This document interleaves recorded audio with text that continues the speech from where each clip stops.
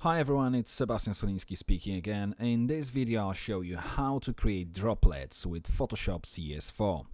First of all, obviously, we need to open some kind of image. I've got this very old looking and very old picture indeed here. Now let's open the Actions panel. Now, first of all, obviously, if you haven't got Actions panel opened yet, go to Window and choose Actions.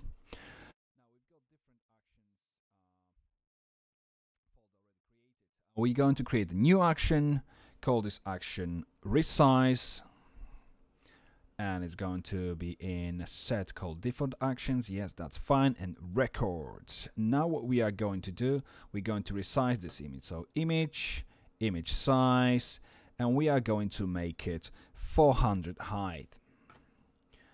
We can leave this unchecked, and let's choose the Bicubic Sharper best for reduction. And OK.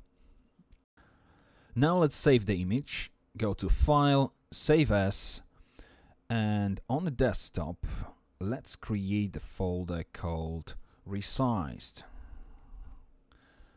Create and save this file there with the maximum quality.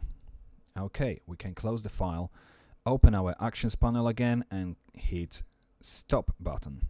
Okay, now that we've got our action created, to create the droplet, go to File, with the action selected, go to File, Automate, and Create Droplet. Okay, what we need to do now is, first of all, we need to define the name of and location of the droplet. We're going to save it to the desktop, and we're going to call it Resize. Click on Save.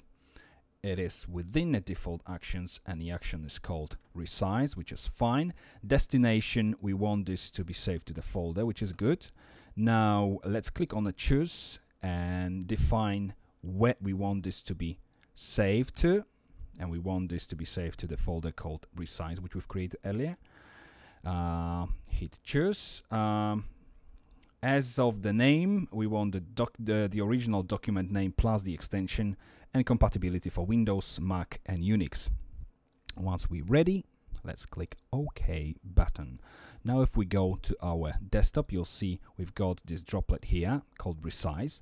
If I'm going to open one of the folders with the images, and I'll drop one of the images on top of this droplet, have a look at what's happened. Okay, and now let's go to the resized folder. There we go, and here's our resized image. By just dragging and dropping it onto the droplet, you see the dimensions are 256 by 400 high. Now you can actually drag and drop number of images onto a droplet, and they all will be processed the same way.